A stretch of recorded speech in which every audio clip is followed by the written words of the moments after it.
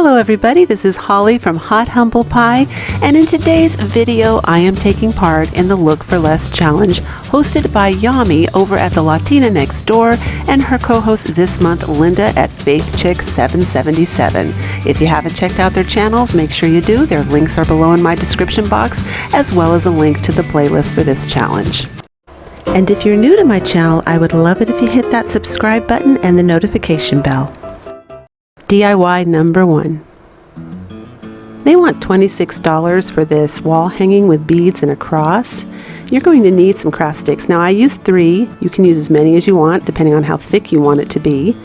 And if you got a chance to get some of that free wood I talk about in my first video, you're going to have, and you're cutting it with electric saws, you're going to probably end up with plenty of small pieces and shards that I think would actually look better for this craft, but this is a look for less. I'm going to try and make it the way that I see it with some subtle variations because I want it to go with my decor theme. But you're going to cut, obviously the bottom to try and be more narrow and look like the one that's in the photo. Another thing I want to recommend you guys, when you're cutting craft sticks, wear goggles, because I had a bunch of dust and like little shards of wood flying in my eye. Unbelievable. I have some bad luck charm with stuff in my eye, but yeah, wear goggles. They definitely give off stuff when you're clipping them and you're doing fine details. So you're going to need some wire. You can use a coat hanger if you don't have regular wire. You can use wire inside electrical cords. I mean, anything that you, make sure you unplug it, but anything you can find. And I'm choosing to use wood glue. Now, I talk about this in previous videos. Wood glue is designed to become part of the wood. It's the best glue you can use with raw wood. Now, if you paint your wood or you put something on it, it's no longer raw, so wood glue doesn't work so great. But if it's raw wood, you can actually break away the wood, if you try to break them apart, and the wood will go with the glue. It's that strong. So if you want a strong hold, go with wood glue. So these are Dollar Tree beads, and this craft is perfect because they use 2 small ones, 1 big one, 2 small ones, 1 big, and we've got lots of small ones in the Dollar Tree pack. And I don't know what's wrong with my editing program. I apologize, you guys. Anytime I zoom, it goes blurry. I'm going to have to talk to the tech guys. Still learning that part. But chocolate sprinkle, that's what, I think it's there more to help me remember, but it was chocolate sprinkle by Apple Barrel, and I'm just going to give these beads 1 coat. Blurry image number 2, Territorial Beige by Apple Barrel. Now I'm just going to airbrush kind of softly. The only solid color I do is the Chocolate Sprinkle by Apple Barrel. The rest of them I just put on here and there because I want this to have lots of texture and lots of different depth. Very rustic looking, that's the look I'm going for. The next color I use is a flesh color you see there, and every brand has flesh color, so I didn't bother holding that bottle up. And the next one I'm using is almost like a root beer color. Didn't bother holding that bottle up because they don't make that brand anymore, but I'm sure you can find a paint that's similar if you like how this comes out in the end. But I like that it's kind of like a burnished color. It's more burnished than the burnt umber, but I like it. It ends up looking really good. And here's burnt umber. Speaking of my favorite color, I'm going to give the cross a solid coat of burnt umber.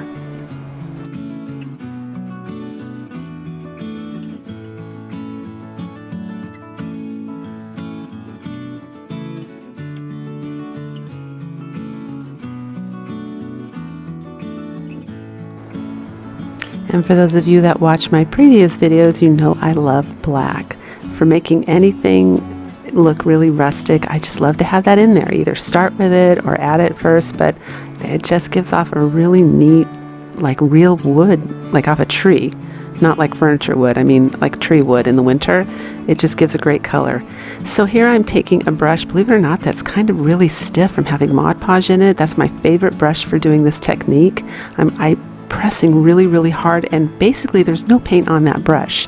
But you see what it does? It gives it like a really nice cloud, almost like cotton's over it, and that's the final result, which is like the cross in the picture. So I'm really pleased with how that turns out. And now I'm going to go ahead and, of course, we have to hang this cross, so I'm going to be using my drill.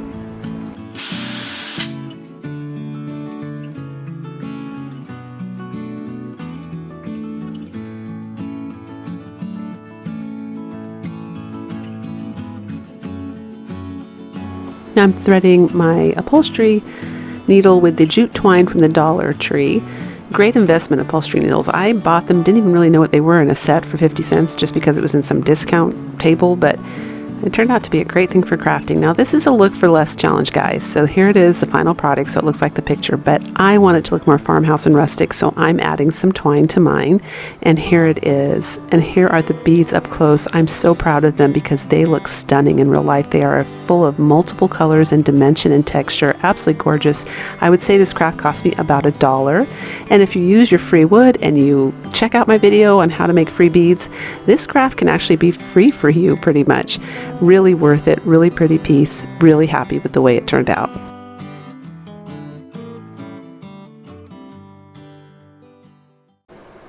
DIY number 2. Now, for this little boy, they want a whopping $48. Now, this is the Antique Farmhouse. They tend to be a little pricey. I love that store. And of course, the word humble jumped out at me. I can't imagine why, but I was like, oh, I want. And it's also red, white, and blue. 4th of July is coming up. I thought that would be perfect. So I just felt this would be great for the Look for Less challenge. I went on my computer, found a font as close as I couldn't get an exact match. So I had to cut the letters to make some adjustments. And I also have to make little adjustments when I'm, drawing as well. But I'm leaving that link down below in my description box. I found a web hosting site that allows you to do that. So from now on, you can do that because I had a lot of people requesting.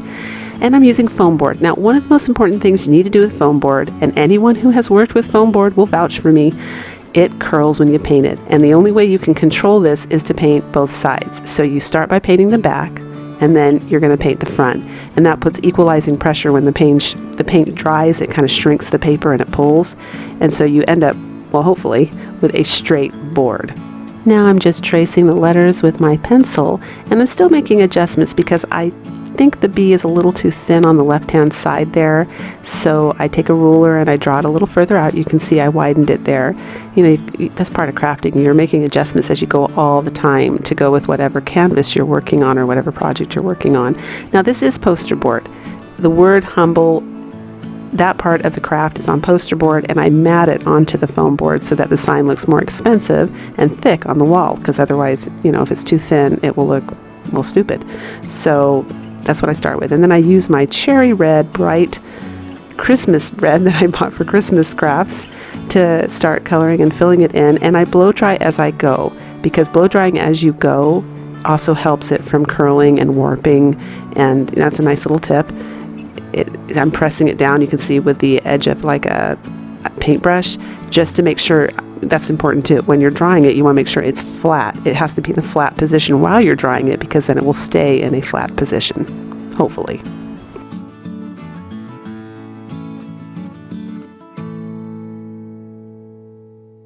So I always try to leave a good portion of my painting in my craft videos, because I know there's a good percentage of people that love watching painting. That's why they watch crafting videos.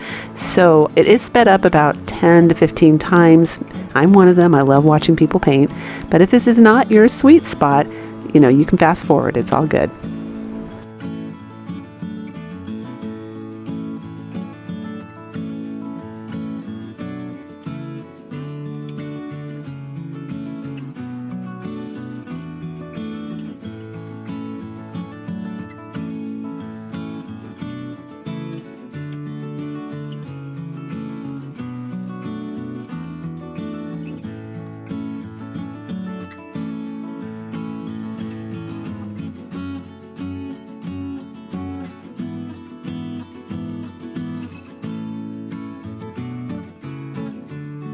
So herein lies one of the challenges I had to overcome for this challenge, is I didn't have blue, not the right kind. So I have to mix those two colors, which are kind of unusual, and hope that I get a blue. And I end up getting a blue that I actually think looks more vintage and great for a patriotic color, especially if you're going to antique it and dry brush it. I prefer that blue, my blue, over the one in the photo. I mean, it's close enough, but I actually took this and put it in a plastic container with a lid and saved it, because I really like the way this color came out. What I did not show on film too is I just took white acrylic paint from Apple Barrel, and I used a makeup sponge, and I do the edges all around the humble sign, and I don't want a perfect line. Again, I'm still kind of favoring a look that's more like wood. It's supposed to be antique metal, the original one, and it probably is some form of metal, but I I don't want like that perfect crisp white edge. I want it to be more where it's there, but I want it to be more where it's kind of uneven, and you know, I just love that distress look. Now here I'm using the cinnamon method for getting rust. A lot of people requested that I try that and show it, so I think, you know, I've done it before, so why not? There it is, the first one. But here's the thing with cinnamon, you need the surface to be a little bit wet or it won't stick. So I'm using Territorial Beige and Burnt Umber. Those are my two colors. And I'm going to start the process now of antiquing my sign. And I use a baby wipe. I love baby wipes because it smears things. It makes it, you know what it does? It takes acrylic paint and it gives it a glide factor. For those of you that watch my DIY Holly Humble chalk paint video, I talk about the glide factor, that term they use in makeup. It's, as it suggests, where things kind of glide and you can spread it really easy. So that's what baby wipe does with acrylic paint. It makes it glide. It even makes paint look like a stain. But I mean, you can paint a surface. You'll see I'm going to do that in my next DIY. It's just a great tool to have, and you can get them at the Dollar Tree. They're cheap. The cheapest ones work. You don't have to have expensive baby wipes, but they're a wonderful tool to have in your crafting supplies. So I'm smearing the paint on in different colors using my fingers, sprinkling the cinnamon on, rubbing the cinnamon, just doing all kinds of different techniques, blotting it with a baby wipe. You know, when you go to try and mimic or copy a sign or copy anything, you just have to use whatever tools you have, your fingers, wipes, whatever you have, to try and get that look as close as you can. Now I do a little bit of dry brushing under the word humble because, again, I love the wood look, so I'm still wanting to do that. You can see that, but I think it comes out really, really good. I'm really pleased with the way the cinnamon looks. It looks like real rust. So here's another tip. Some of you already know this. For those of you that don't, anytime you do any kind of 3D distressing where you have like a substance on there or antiquing, you can't really spread something on it to protect it because you'll, you know, smear it and ruin it. So hairspray is a great cheap alternative. You can use polyacrylic sprays as well, but I always go the cheapest way. So I got that at the 99-cent store. It was cheap to do. I did 3 coats. I dried it in between. Hairspray has plastic in, you guys, just like Mod Podge, so it's a great way to seal it in. And there it is, you guys. And I'm really pleased. Here it is up close, the rust. It really does look like an old, crusty, distressed, rusted sign. And some of you may have guessed this already, but I did. I wrote hot at the top at an angle and pie at the bottom underneath at an angle, and then at the bottom, established March 13th, 2020. I couldn't resist. This is matted on plywood. It's up super high near the ceiling on a shelf in my kitchen. I love it. DIY number 3. Amazon wants $21.99 for this. Now with tax, it's going to be more like $24, maybe close to $25. Now, for those of you that watch my channel, you know that I've got lots of free wood, but I am trying to make this user-friendly, so I'm using foam board. I am using some of the free wood at the bottom because I want some weight to hold it so that it doesn't tip over when I put the silk flowers in. If you don't have free wood, a trick I used to do all the time when I didn't have any free wood was I just would glue about 3 pieces of cardboard together at the bottom to save my foam board, because foam boards still cost money, and then I would just take a nice little nature walk outside and collect rocks. They're free, they're easy to get, hopefully, unless you live in the city, but even usually somewhere, even if you're in the city, there's somewhere, even a park, that has some rocks. And failing that, if you don't have rocks, you can always throw like a bag of pinto beans, that kind of thing, not the whole bag, but I used to take the pinto beans, mix it with some school glue, and just dump a little bit in there and press it down, let it dry overnight. I mean, there's all kinds of ways you can add weight to the bottom, but you just don't want it to tip over. So here I am, I'm just gluing the foam board down, so we have our nice little planter box. These are the 3 colors I'm using. Now, I don't even bother zooming in at this point, you guys, because, you know, we got blurry, worry. So you don't have to use the exact same colors. I was using, I believe it was burnt umber for sure, antique parchment, they're all apple barrel paints, and I believe the other one was chocolate sprinkle. Now, here's the fun technique I wanted to show you with baby wipes, and it works even on foam board, which is surprising, but there you go. I paint the paint, even the paint on the other side, which I painted first, it still works. If you press really hard, you got that glide factor with the baby wipe, and you get this beautiful stain browning type result. It's the substances they put in the baby wipe, I think the skin conditioners and all the different moisturizers, they make a great glide factor. So I'm painting the edge of foam board, very important, or it will look beyond stupid. And here you can see the center of this is kind of light, and then it's got like blotted dots around the side. And to be honest with you, I'm going to be honest here, this is a look for less, so I'm going for the look, but I didn't care for the way it looked, almost like a cookie cutter cloned stamped type box, just kind of thrown out there. My house is Rustic and Farmhouse. That's what I'm transferring it into. I'm actually in the process of moving it into that look because I love that. So I want my box to look a lot more Farmhouse, a lot more rustic, and a lot more old, almost like repurposed wood. So although I'm going for the look, I'm still making it my own. I'm using a makeup sponge to dot the burnt umber and the antique parchment, and just a baby wipe to kind of blur that out. I'm painting the edges, and I do use a little spackling to close all of the little edges as well, because one edge had like, you could see through it and that looks stupid. And there's my final result. Really pretty. And of course I'm using my favorite method, carbon paper, and I did print that out. Oh wait, no I didn't. I stand corrected. I held that up to my computer screen and I traced it. Now again, it's going to be a printable in the description box. I did my best finding the kind of font that was close to the one from, Amazon, so it might be a little bit different, but I think it's close enough. And in the end, I like my box better.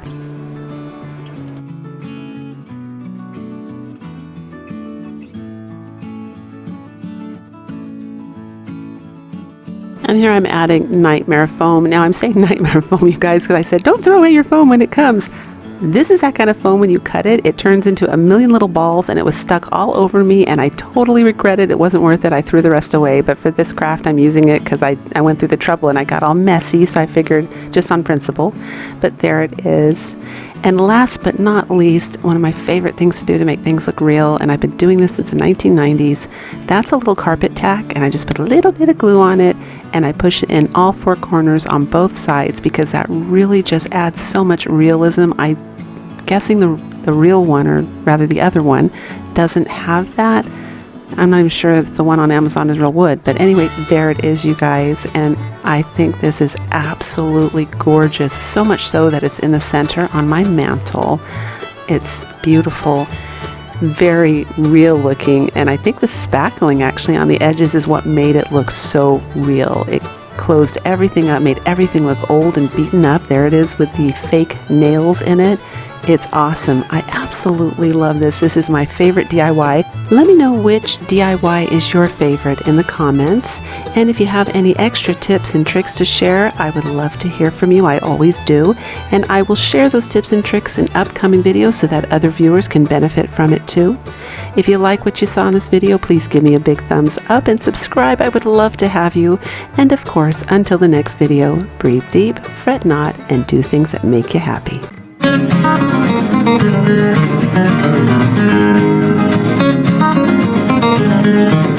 you.